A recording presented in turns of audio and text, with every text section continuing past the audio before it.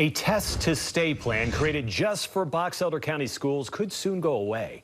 Epidemiologists say it's actually helping battle a high transmission rate of COVID there. But as Northern Utah specialist Mike Anderson explains, county leaders could decide to do away with it in just a few weeks. Mike?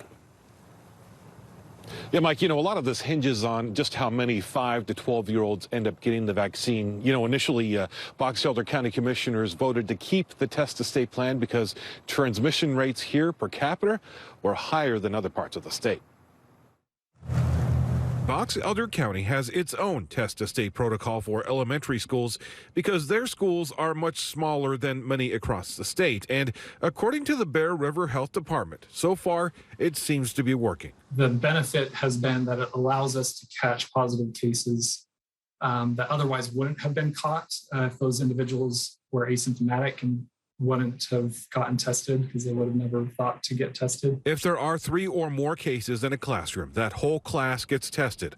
So far, it's happened in 4 schools, and epidemiologist Caleb Harrison says out of that, they've found 16 asymptomatic positive cases from about 60 kids tested. That was the main strategy there, to do more targeted testing. But with younger kids now eligible to get the vaccine, the hope is that the risk for spread will go down. Our numbers are starting to come down, and so we'll see here in a couple weeks if we decide we feel like we need to extend it another month. Box Elder County Commissioner Jeff Hatfield says that's why they seem to be leaning toward dropping their test-to-stay protocol.